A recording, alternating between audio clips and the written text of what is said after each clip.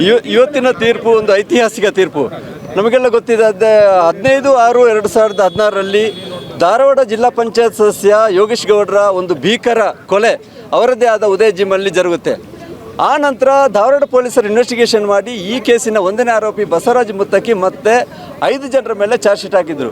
Actually ಅವರೆಲ್ಲ ಅಲ್ಲಿ ಹಂತಕರು A7-14 ಅದು ಯಾರ ಪರವಾಗಿ ಅಂದರೆ A15 ವಿನಯ್ ಕುಲಕರ್ಣಿ ಅವರು ಹೇಳಿ ಈ ಕೊಲೆಯನ್ನು ಮಾಡಿಸಿದ್ದಾರೆ ಅಂತ ನಮ್ಮ ಇನ್ವೆಸ್ಟಿಗೇಷನ್ಲಿ ಕಂಡು ಬಂತು. CBI ಇನ್ವೆಸ್ಟಿಗೇಷನ್ಲಿ ರಾಕೇಶ್ ರಂಜನ್ ಅವರು ನಮ್ಮ ಇನ್ವೆಸ್ಟಿಗೇಷನ್ ಮಾಡಿದರು. ಥಾಮಸ್ ಜಾನ್ ಅವರ IPS ಅವರ ನೇತೃತ್ವದಲ್ಲಿ ಅವರೆಲ್ಲ ಟೀಮು, ಸಮೀಲ್ಲ, ಅದೇ ರೀತಿ ಎಲ್ಲ ಪೊಲೀಸ್ ಆಫೀಸರ್ಸ್ ಎಲ್ಲ ಒಂದು ಟೀಮ್ ಮಾಡಿ ಇನ್ವೆಸ್ಟಿಗೇಷನ್ ಮಾಡಿ ಚಾರ್ಜ್ ಶೀಟ್ ಫೈಲ್ ಮಾಡಿದರು. ಒಟ್ಟು 21 ಜನರ ಮೇಲೆ. ಅಲ್ಲಿ A7-14 ನಿಜವಾದ ಆರೋಪಿಗಳು, ಅವರ ಮೇಲೆ ಧಾರವಾಡ ಪೊಲೀಸರು ಇನ್ಸ್ಪೆಕ್ಟರ್ ಚಾರ್ಜ್ ಶೀಟ್ ಫೈಲ್ ಆಗಿಲ್ಲ. ಅದಕ್ಕೆ ಆ ಧಾರವಾಡ ಪೊಲೀಸರ ಮೇಲೇನೂ ನಾವು ಚಾರ್ಜ್ ಶೀಟ್ ಫೈಲ್ ಮಾಡಿದ್ದೀವಿ. A15 ವಿನಯ್ ಕುಲಕರ್ಣಿ ಅವರ ಒಂದು ರಾಜಕೀಯ ದ್ವೇಷದ ಮೇರೆಗೆ ಈ ಜಿಲ್ಲಾ ಪಂಚಾಯತ್ ಸದಸ್ಯ ಯೋಗೇಶ್ ಗೌಡ್ರ ಅಲ್ಲಿ ಕೊಲೆ ಆಗುತ್ತೆ. ಆದರೆ ಧಾರವಾಡ ಪೊಲೀಸರು ಅದನ್ನು ಯಾವುದೇ ಇನ್ವೆಸ್ಟಿಗೇಷನ್ ಮಾಡದೆ ಬರೀ ಒಂದು 5 ಜನರ ಮೇಲೆ ಒಂದು ಕಾಟಾಚಾರಕ್ಕೆ ಒಂದು ಚಾರ್ಜ್ ಶೀಟ್ ಹಾಕಿ ಅಲ್ಲಿ ಧಾರವಾಡ ಕೋರ್ಟಲ್ಲಿ ಅದು 313 ಸ್ಟೇಜ್ವರೆಗೂ ಕೂಡ ಟ್ರಯಲ್ ಬಂದಿರುತ್ತೆ. ಆ ನಂತರ CBIಗೆ ಬಂದ ಮೇಲೆ ನಾವು ಬಹಳಷ್ಟು ಅದನ್ನು ಇನ್ವೆಸ್ಟಿಗೇಷನ್ ಮಾಡಿ ಆ ರಿಯಲ್ ಹಂತಕರು A7-14 ಯಾರಿದ್ದಾರೆ ಅವರ ಮೇಲೆ ಚಾರ್ಜ್ ಶೀಟ್ ಹಾಕಿ ಅವರನ್ನು ಕೂಡ ಈ ಕೇಸಲ್ಲಿ ಸಿಲುಕಿಸಿ ಆಮೇಲೆ ನಾವು ಎಲ್ಲರ ವಿನಯ್ ಕುಲಕರ್ಣಿಯನ್ನು ಕೂಡ ಚಾರ್ಜ್ ಶೀಟ್ ಹಾಕಿ ಬಹಳ ಒಂದು ಉತ್ತಮವಾದ ಒಂದು ಚಾರ್ಜ್ ಶೀಟನ್ನು ನಮ್ಮ ಪೊಲೀಸರು ಫೈಲ್ ಮಾಡಿ ಆ ನಂತರ 1-2 ವರ್ಷದಿಂದ ನಾವು ನಿರಂತರ ಟ್ರಯಲನ್ನು ಮಾಡಿ ನಮಗೆಲ್ಲ ಗೊತ್ತಿದ್ದಾಗೆ ಭಾಳಷ್ಟು ಸಾಕ್ಷಿಗಳನ್ನು ಹೆದರಿಸಿದರು. ಅದಕ್ಕೆ ಅವರ ಬೇಲ್ ಕೂಡ ಕ್ಯಾನ್ಸಲ್ ಆಗಿ ಅವರು ತಿರ್ಗಾ ಜೈಲಿಗೆ ಹೋದ್ದು ನಮಗೆ ಗೊತ್ತಿದೆ.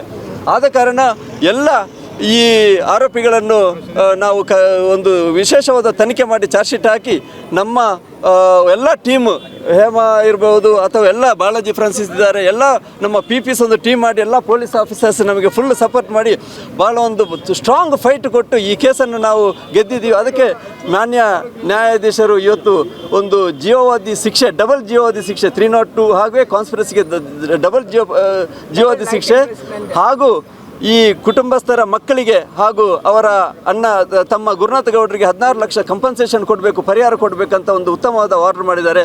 ಇದೀಗ ನಮ್ಮ ಎಲ್ಲ CBI ಟೀಮಿಗೆ ಉತ್ತಮವಾದ ಒಂದು ಸಂತೋಷ ಆಗಿದೆ ಈ ತೀರ್ಪಿನದಾಗಿ. ಇದು ಸೊಸೈಟಿಗೆ ಒಂದು ಸಂದೇಶವನ್ನು ಕೊಟ್ಟಿದೆ.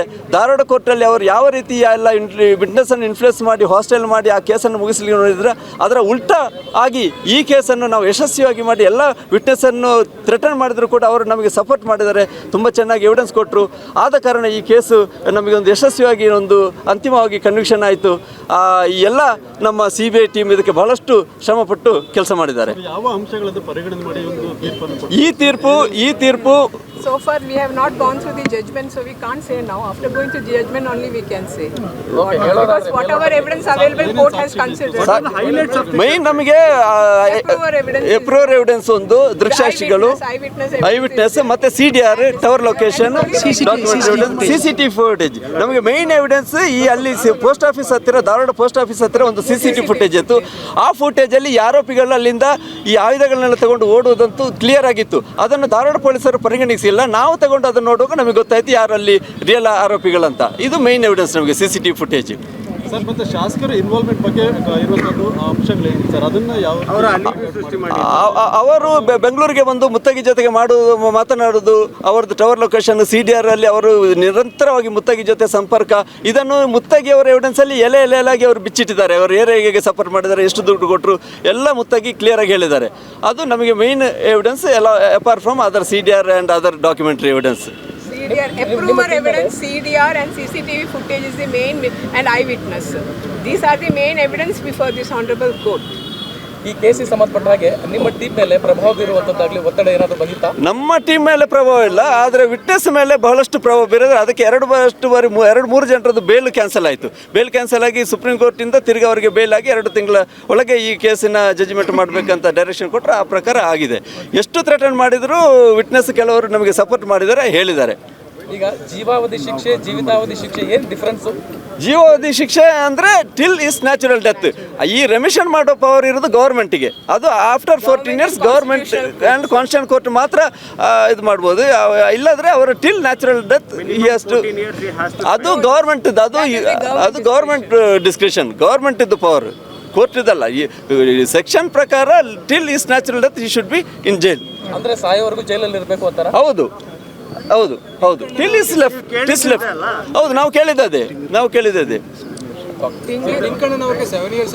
ಪೊಲೀಸ್ ಇನ್ಸ್ಪೆಕ್ಟರ್ಗೆ 7 years, ಅವರಿಗೆ ಅವರ ಎವಿಡೆನ್ಸ್ ಡಿಸ್ಟ್ರಾಯಿಂಗ್ ಎವಿಡೆನ್ಸ್, ಅದಕ್ಕೆ 7 years ಮ್ಯಾಕ್ಸಿಮಮ್ ಪನಿಷ್ಮೆಂಟ್ ಅದು ಕೊಟ್ಟಿದ್ದಾರೆ.